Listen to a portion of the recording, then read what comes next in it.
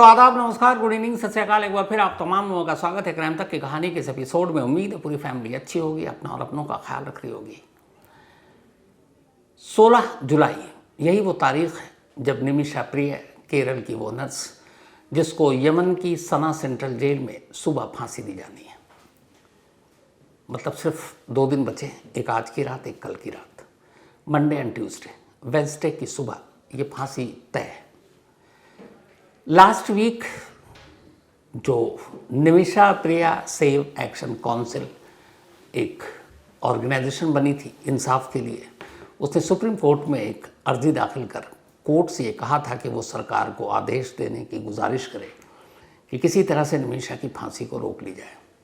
फांसी 16 की है, सुप्रीम कोर्ट में सुनवाई हुई और अगली तारीख दी गई है 18 जुलाई, यानी फांसी हो जाने के 2 दिन बाद की।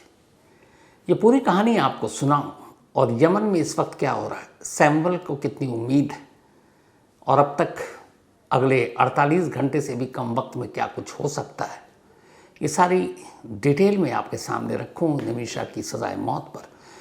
उससे पहले आपको थोड़ा सा अपडेट दे दूं राधिका यादव मर्डर केस में, क्योंकि वो केस है जिसको लेकर चर्चा हो रहा है। क्यों चर्चा इस बात की कि एक बाप ने अपने हाथों से अपनी बेटी का कत्ल किया। जब दीपक यादव यानी राधिका के पिता को कोर्ट में पेश किया गया और उससे पहले लॉकअप में रखा गया, तब उन्हें सिर्फ एक शख्स से मिलने की इजाज़त दी गई थी और वो दीपक यादव के भाई थे। वही भाई जो सबसे पहले फर्स्ट फ्लोर पर पहुंचे, जो अपने बेटे के साथ मिलकर राधिका की लाश को अस्पताल ले गए और जिन्होंने सबसे पहला स्टेटमेंट दिया। उन्होंने पूछा कि तुमने ऐसा क्यों किया। ये रिकॉर्ड पर भाई ने बयान दिया है कैमरे पर। तुमने ऐसा क्यों किया, तुमने अपनी ही बेटी को क्यों मारा। दीपक यादव ने जवाब दिया कि मेरे हाथों से कन्यावध हो गया। मुझे कुछ समझ में नहीं आया कैसे हुआ, लेकिन कन्यावध हो गया और मुझे इसकी जो भी सज़ा मिले, मौत की सज़ा मिले, मुझे कोई अफसोस नहीं होगा और कड़ी से कड़ी सज़ा मिलनी चाहिए। फिर एक पुलिस वाले ने जब उससे पूछा कि तुमने क्यों मारा, वजह क्या थी, तब भी दीपक यादव ने यही जवाब दिया कि उसके हाथों से कन्यावध हो गया है और आप ऐसी एफआईआर लिखिए, ऐसी एफआईआर, ऐसा मुकदमा तैयार कीजिए कि मेरे बचने की कोई गुंजाइश ना हो और मुझे सीधे फांसी हो जाए। ये एक कत्ल का आरोपी जिसने अपने हाथों से अपनी बेटी का कत्ल किया, ये उसका स्टेटमेंट है, यानी राधिका के पिता दीपक यादव का।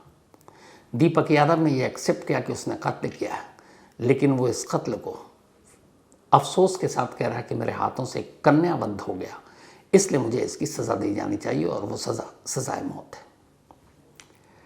भाई ने वजह पूछी, क्योंकि ये वजह ही है जो हर एक को बेचैन कर रहा है कि क्या वजह है। एफआईआर में मैंने आपको कहानी सुनाई थी कि वजह यह है कि गांव वाले ताना मार रहे हैं, बेटी की कमाई खा रहे हो इसका ताना मार रहे हैं।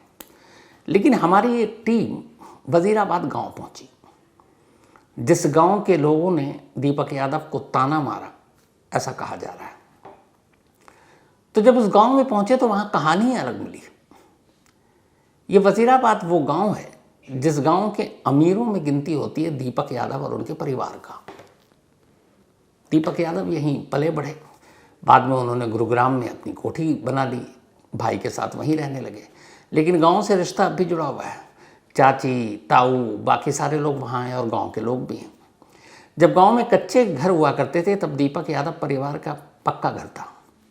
धीरे धीरे बहुत सारी प्रॉपर्टी खरीदी और इस गांव में एक अमीर शख्स के तौर पर पहचान है। अब गांव की परंपरा ये होती है, जो लोग गांव में रहते हैं वो समझ सकते हैं कि गांव में जो अमीर होता है, जिसके पास पैसे होते हैं, आमतौर पर गांव के लोग उसके खिलाफ कुछ बोलते नहीं, मुंह भी नहीं खोलते हैं, डरते हैं। तो दीपक यादव और उनके परिवार का रुतबा इस वजीराबाद गाँव में ये है। तो गांव के अलग अलग लोगों से जब बात की, कुछ कैमरे पर, कुछ ने ऑफ द रिकॉर्ड, हर एक का एक ही कहना था कि साहब हम में से किसी की हिम्मत ही नहीं कि जो हम दीपक यादव को मैसेज छोड़िए, मुंह पे भी कुछ बोल सकें, बेटी को लेकर ताना मार सकें। गांव से किसी ने ताना नहीं मारा। तो जब ताना नहीं मारा तो ये ताना मारने की बात कहाँ से आ रही है। तो हर एक का यही कहना था कि उनका कद, उनका रुतबा इस गांव में बहुत बड़ा है, हम लोग ऐसा कर भी नहीं सकते। और आज भी गांव से कनेक्शन है, हर रोज़ सुबह दूध उसी गांव से आता है घर पे। तो ताना मारने वाली बात पूरे गांव ने मना कर दिया। और जबकि शुरू से खबर आ रही कि गांव वाले ताना मारते थे, इसीलिए अपनी बेटी को मार डाला। फिर उन्हीं गांव वाले से पूछा गया कि बेटी की कमाई खा रहे हो, ये भी किसी ने ताना मारा? पूरे गांव ने इनकार किया। कहा कि साहब, एक तो बेटी की कमाई वो शख्स कैसे खा सकता है? पूछा गया क्यों भाई? तो कहा गया कि उसकी इतनी प्रॉपर्टी है, बहुत सारे तो किराए पे चढ़ा रखे हैं। सिर्फ मंथली किराया 20 से 22 लाख रुपए दीपक यादव को आता है। मंथली, हर महीने की कमाई है किराए से सिर्फ 20 से 22 लाख रुपए। जिस शख्स की कमाई मंथली 20-22 लाख रुपए हो, वो अपनी बेटी की कमाई कैसे खा सकता है और क्यों खा सकता है? सवाल उनका भी वाजिब था। तो फिर बेटी की कमाई खाने की कहाँ से बात आ गई? पूरे गांव के हिसाब से यह है नहीं। और ये फैक्ट, दीपक यादव और उनके भाई, इन दोनों का काम ही है कि प्रॉपर्टी लेते हैं और किराए पे चढ़ा देते हैं और किराए से इनकी ज़िंदगी चलती है। 20-22 लाख रुपए मायने रखता है हर महीने। 20-22 लाख रुपए कमाने वाला शख्स अपनी बेटी की कमाई पे कैसे ज़िंदा रह सकता है? सवाल ही नहीं उठता। तो फिर ये कि नहीं, वो टेनिस एकेडमी को बंद करने की बात कर रहे थे और उससे गुस्सा है और टेनिस एकेडमी से ही राधिका पैसे कमा रही थी और घर चल रहा था। तो अब जो इन्वेस्टिगेशन के बाद बात सामने आई वो ये है कि इस साल मई में राधिका ने कोई टेनिस एकेडमी नहीं खोली थी और उसके लिए उसके पिता ने भी कोई पैसे नहीं दिए थे। टेनिस एकेडमी खोलने के लिए गुरुग्राम जैसी जगहों पर ज़मीन, जहाँ की कीमत बहुत ज़्यादा है, बहुत महंगा, कॉस्टली है, और घर तो है नहीं। टेनिस एकेडमी के लिए बड़ा सा आपको ग्राउंड चाहिए, तो वो खोलना ही करोड़ों का खर्चा है। तो कोई टेनिस एकेडमी राधिका की अपनी थी ही नहीं। तो फिर एकेडमी की कहाँ से बात आई? तो जांच में पता चला कि जब शोल्डर इंजरी हुई राधिका को, उसके बाद उसने कोचिंग देना शुरू किया। तो पहले वो अलग अलग एकेडमी में कोचिंग देती थी, फिर धीरे धीरे उसे कोचिंग देने वाले एकेडमी के ज़रिए एक बात पता चली, और वो ये कि कई ऐसी एकेडमी भी है जैसे आपने अपने नाम से खोल लिया, आप ठीक ठाक प्लेयर हैं और आपका नाम है, लेकिन आपके पास जगह नहीं है। तो फिर ये होता है कि जो कई एकेडमी होती है, जैसे आजकल एक फैशन है, बहुत सारे क्रिकेट के ग्राउंड हैं जो किराए पे, रेंट पे मिलते हैं, अमूमन संडे सैटरडे। तो वहाँ आप जाइए, रेंट पर आपको ग्राउंड मिल गया, मैच आप खेलिए, दोनों टीमें मिलकर पैसे शेयर कर लेती हैं। सेम टेनिस के लिए कि आप ग्राउंड बुक कर दीजिए, उसका जो किराया है, रेंट है, वो दे दीजिए, और जब बुक हो, जो टाइमिंग है बुकिंग की, उसी वक्त आप अपने बच्चों को बुला लीजिए और वहाँ उनको कोचिंग दे दीजिए। तो राधिका पिछले काफ़ी वक्त से गुरुग्राम के अलग अलग कोचिंग सेंटर, जो टेनिस एकेडमी है, वहाँ वो रेंट पे ग्राउंड बुक करती थी, और ग्राउंड बुक करने के बाद पहले से ही वो अपने बच्चों को बता देती थी कि इतने बजे इस दिन इस ग्राउंड पर आना, इस एकेडमी में आना। तो वो रेंट पर टेनिस एकेडमी चला रही थी, रेंट पर वो लेती, वहाँ बच्चों को ट्रेन करती, फिर उनसे फीस मिलता और फिर उससे अपना चल रहा था। लेकिन ये इतनी बड़ी कमाई नहीं थी कि एक बाप अपनी बेटी की कमाई खाता। ये बात भी फिर गले नहीं उतरी कि बेटी की कमाई कहाँ, 20-22 लाख तो बाप कमा रहा है। एक थ्योरी जो सोशल मीडिया की थी कि उसका अकाउंट, और उस अकाउंट की वजह से गांव वाले परेशान। तो इत्तेफाक से वो जो राधिका का इंस्टा अकाउंट है इंस्टाग्राम पर, उसे आज हम लोगों ने देखा। मैं दीपक से कहूँगा वो आपको भी दिखा दे। 2022 में उसने ये इंस्टा अकाउंट खोला था और 1 मई 2022 में एक पोस्ट डाला। आखिरी पोस्ट उसने अप्रैल 2025 में डाला अभी, और ये उसका छठा और आखिरी पोस्ट था। यानी कि 2022 से 2025 तक टोटल इंस्टाग्राम पर उसके 6 पोस्ट, और इन 6 पोस्ट में जो हाईएस्ट व्यूज़ उसको मिला था वो एक 11,000 था। इस टोटल इंस्टाग्राम पर उसके 58 फॉलोअर्स थे, जो ज़्यादातर उसके दोस्त और कोच थे, और 57 ऐसे लोग थे जिनको वो फॉलो करती थी। तो इस पूरे इंस्टा पे ऐसी एक भी चीज़ नहीं मिली। और इस इंस्टा पे जो उसने आखिरी अभी अप्रैल में जो एक पोस्ट डाला था, वो एक ऐड शूट था। वो ऐड शूट जो शायद रिलीज़ नहीं हुआ या आया नहीं, पर उसने उसको डाला था, वो ऐड शूट था। तो 6 के अलावा और कुछ नहीं, टोटल 57 फॉलोअर्स या फॉलो करने वाले, और highest 11,000 maximum views, account private, और उसमें ऐसी कोई चीज़ नहीं जिस पे कोई ताना मारे। तो सोशल मीडिया भी गले नहीं उतरती, बेटी की कमाई भी गले नहीं उतरती, गांव वालों का ताना भी गले नहीं उतरता। तो अब सवाल ये, फिर कैसे? एक और आया था जो म्यूज़िक एल्बम की बात बता रहा था, तो उसमें एक जो लीड रोल था उस गाने में, उसका नाम है इनामुल। तो फिर ये जोड़ा गया कि इसका लव अफेयर है। जबकि अब पता चला है कि उस म्यूज़िक एल्बम के शूट के लिए राधिका को कांटेक्ट किया था उस म्यूज़िक एल्बम के डायरेक्टर ने, और उसे पता भी नहीं था इसमें लीड रोल कौन प्ले कर रहा, मेल फीमेल वो कर रही थी। बाद में पता चला इनामुल। तो एक प्रोफेशनल उस वक्त टाई अप था। जब तक शूट हुआ दोनों पहली बार मिले, शूट ख़त्म उसके बाद कभी नहीं मिले। इनामुल लंबे वक्त से अब दुबई में है। तो गुरुग्राम पुलिस ने भी पूरी तफ्तीश की और इस लव अफेयर को भी दरकिनार कर दिया। अब एक राधिका की एक फ्रेंड, उसने 2 वीडियो अपलोड किए। अपलोड करने के बाद उसने कहा कि 3 दिन से कत्ल की प्लानिंग चल रही थी घर में। हालांकि उसकी बहुत सारी ऐसी चीज़ें थी कि 3 दिन से अगर प्लानिंग थी और उसे पता था तो उसे पुलिस को बताना चाहिए था। लेकिन कुल मिलाकर जो असली वजह है वो एफआईआर के पन्नों में है ताना मारना। लेकिन अगर उन सारी वजहों को आप ग्राउंड पर टटोलेंगे, उसकी सच्चाई को टटोलेंगे तो गले नहीं उतर रही है। और ये ताना मारना कहीं से भी फिट नहीं बैठ रहा, इससे रिलेटेड सबूत नहीं जुड़ रहे। और दूसरी तरफ बाप कह रहा कन्यावध हो गया मेरे हाथों से, मुझे सज़ा मिले। तो इस कन्यावध के पीछे की फिर असली वजह क्या है मालूम नहीं,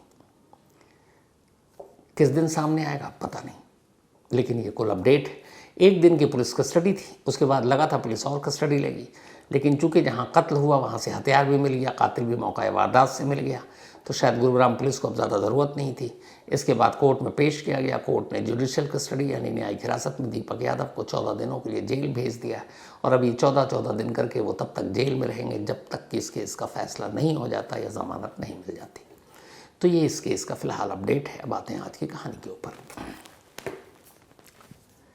निमिषा प्रिय लास्ट वीक निमिषा को बचाने वाली काउंसिल सुप्रीम कोर्ट पहुंची इस फरियाद के साथ कि वो सरकार को डायरेक्शन दे कि निमिषा प्रिया की फांसी को रोकने के लिए कुछ किया जाए। कोर्ट ने मंडे की तारीख दी। तब मैंने आपको बताया था कि जब मंडे को सुनवाई होगी तब तो मुश्किल से 48 घंटे भी नहीं होंगे बचाने के लिए।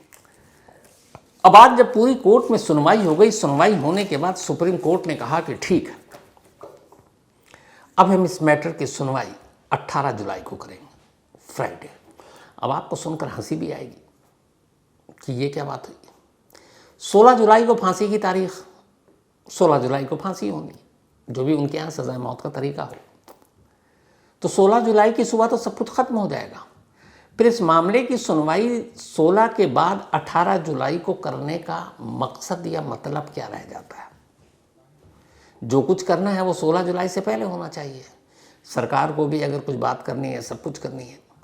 लेकिन 16 जुलाई यानी कि अब ये मान के हम चलें कि निमिषा को बचाने के लिए शायद अब कुछ नहीं हो पाएगा, क्योंकि अब 18 जुलाई को जब ये हो और ऊपर वाला ना करे, क्योंकि अब भी मुझे थोड़ी सी उम्मीद है कि शायद फांसी टल जाए, लेकिन अगर न टली तो 18 जुलाई को किस बारे में बात होगी सुप्रीम कोर्ट में कि सरकार ने ये किया, सरकार ने अपनी तरफ से ये कोशिश की, हम बचा नहीं पाए ये।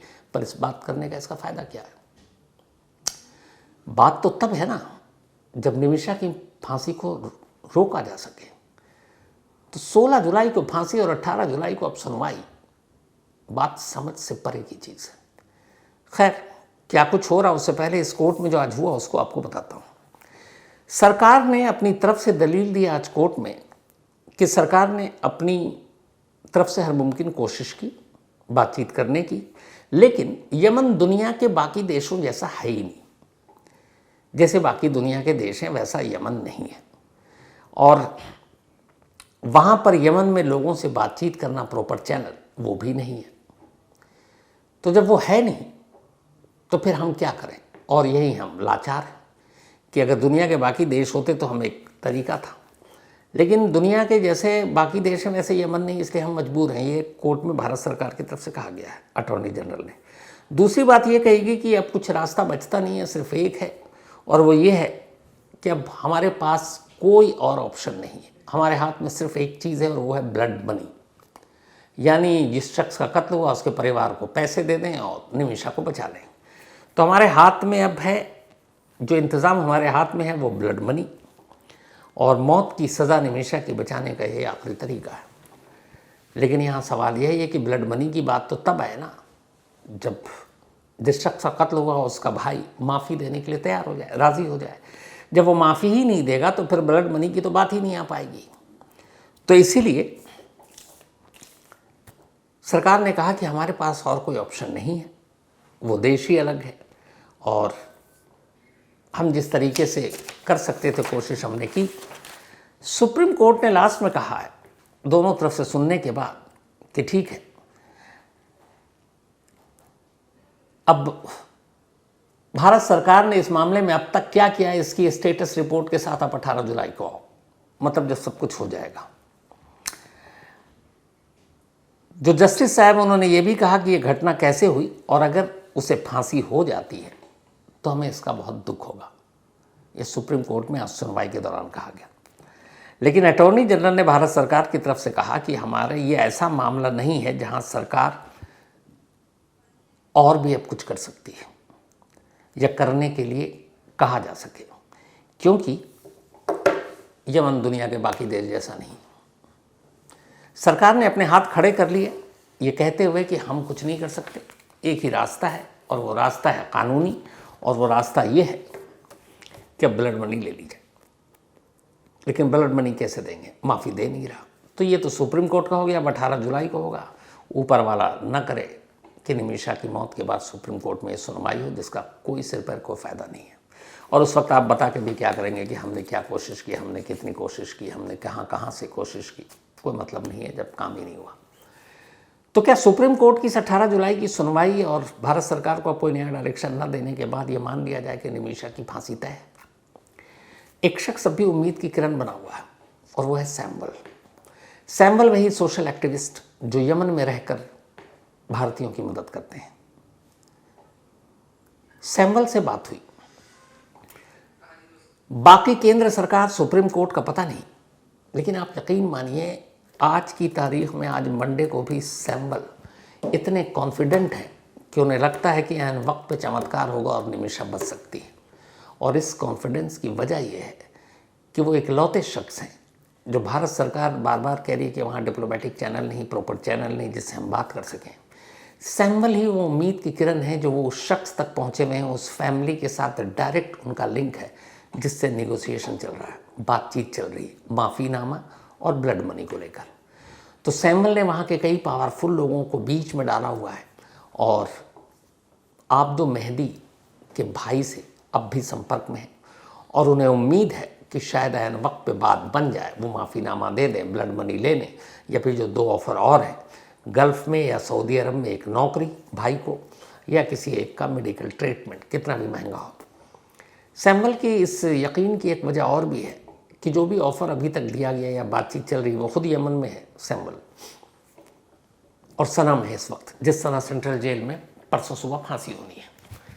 तो बस एक पॉजिटिव चीज़ ये है कि फैमिली ने सीधे रूल आउट नहीं किया माफ़ी देने से, यह इनकार नहीं किया कि नहीं हम कोई बात नहीं करेंगे इस पर, आप भूल जाइए, आप जाइए, ऐसा कुछ नहीं।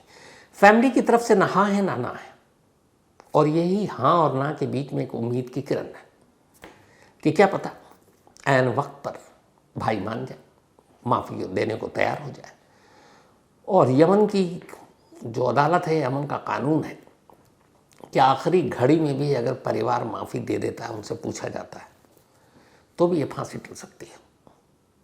सैमुअल अब भी पूरी तरह से यकीन में है कि शायद बात बन जाएगी और प्रॉपर चैनल से वो बात कर रहे हैं। अगर मैं बात करूं इस वक्त निमिषा की इस मौत और ज़िंदगी के बीच में कोई एक शख्स है खड़ा हुआ, तो वो सैमुअल ही है, क्योंकि वही सैमुअल अकेला शख्स है जो इस वक्त सही लोगों के कांटेक्ट में है, जिसका कोई गवर्नमेंट किसी और उससे लेना देना नहीं है। वो एक सोशल एक्टिविस्ट है, सामाजिक कार्यकर्ता, और सही बंदे तक जिनकी पहुंच है।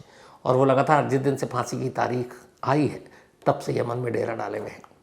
आज भी जब उनसे बात हुई तो उनका यही कहना है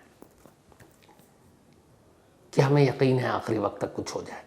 तो हम सब की भी दुआ यही है कि शायद बात बन जाए, क्योंकि उम्मीद की किरण इसलिए ज़िंदा है कि अगर सीधे सीधे मना कर देती फैमिली तो बात और दरवाजे बंद, लेकिन फैमिली ने ना हाँ किया है ना किया है, और ऑफ़र भी ठीक ठाक है।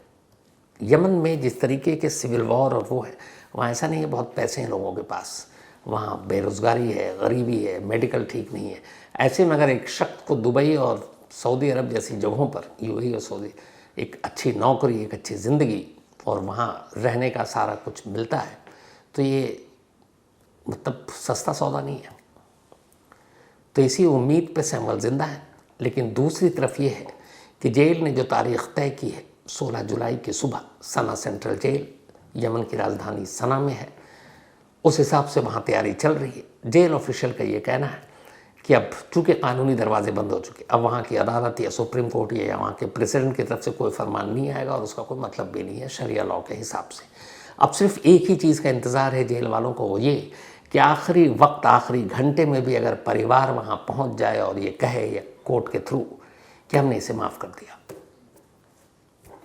फांसी का फंदा निमिषा के गले से दूर हो जाएगा और बस इस आखिरी एक उम्मीद की किरण का इंतज़ार है।